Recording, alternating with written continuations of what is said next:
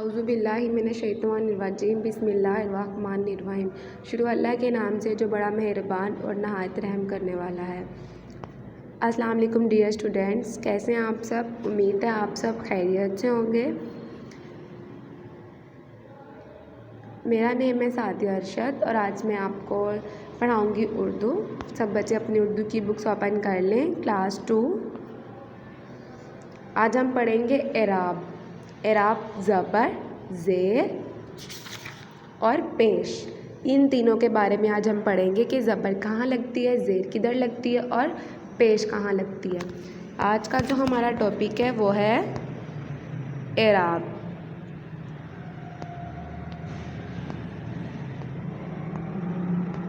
क्या है हमारा आज का टॉपिक? एराब। आज हमने पढ़ना है एराब, ज़बर, ज़ेर और पेश।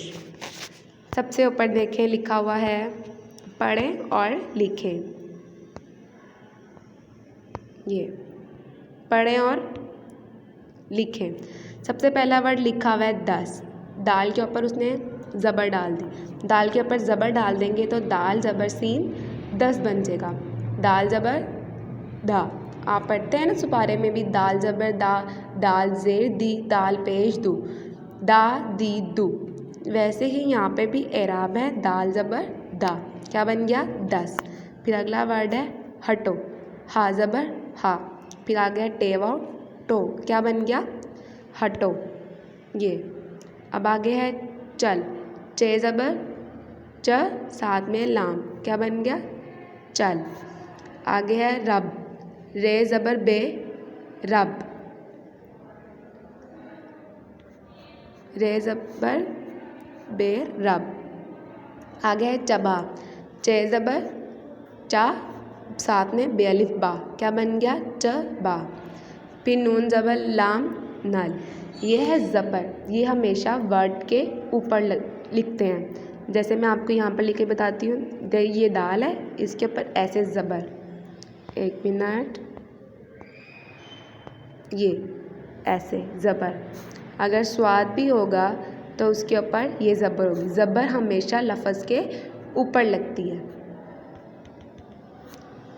अब आगे देखें। अब अगला वर्ड है ज़ेर। अब हमने पढ़ना है ज़ेर किधर लगती है। ज़बर का तो पता चल गया, ज़बर जो है वो लफ्ज़ के ऊपर लगाते हैं या लिखते हैं। अब है ज़ेर। ये हमेशा लफ्ज़ के नीचे होती है।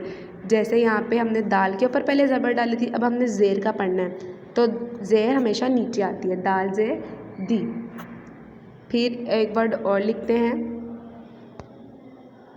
जैसे सीन है तो सीन ज़ेर सी, लाम है तो लाम ज़ेर ली। ज़ेर हमेशा लफ्ज़ के नीचे आती है। ज़ेर, मीम ज़ेर लाम मिल। मीम के नीचे ज़ेर है तो क्या बन गया? मीम ज़ेर लाम मिल। अब आगे अलिफ ज़ेर ई, ते नून तन, ये छोटी है, ये इतनी। अब आगे है जिन। जीम ज़ेर नून जिन। सीन ज़ेर सी, लाम अलिफ ला। क्या बन गया? सिला। फिर है हे ज़ेर ही, लाम वालो, हीलो। फिर आ गया चे, हे के नीचे ज़ेर है, हे ज़ेर लाम हिल, छिल। क्या बन गया? छिल। ज़बर हमेशा लफ्ज़ के ऊपर होती है और जो ज़ेर है वो हमेशा लफ्ज़ के जैसे ये नीचे होती है। तोएं ज़ेर ती और ज़्वाद ज़ेर जी बन गया। ठीक है, यहाँ तक सब बच्चों को समझ आ गई। ज़बर जो है वो हमेशा लफ्ज़ के ऊपर लिखते हैं और जो ज़ेर है वो लफ्ज़ के नीचे होती है। जैसे दाल ज़बर दा, ये ज़बर है और ज़ेर में दाल ज़ेर दी। अब अगला जो टॉपिक है वो हमने पढ़ना है पेश। पेश कहाँ लगती है? अब हमने पढ़ना है पेश के बारे में, पेश कैसे लगती है। ये देखें, ये लाइन ली, ये देखें, ये ऐसे लाइन लगाई, इसको गोल कर दिया तो ये क्या बन गई? पेश। ये होती है पेश, ये छोटी सी पेश। क्या है ये? पेश।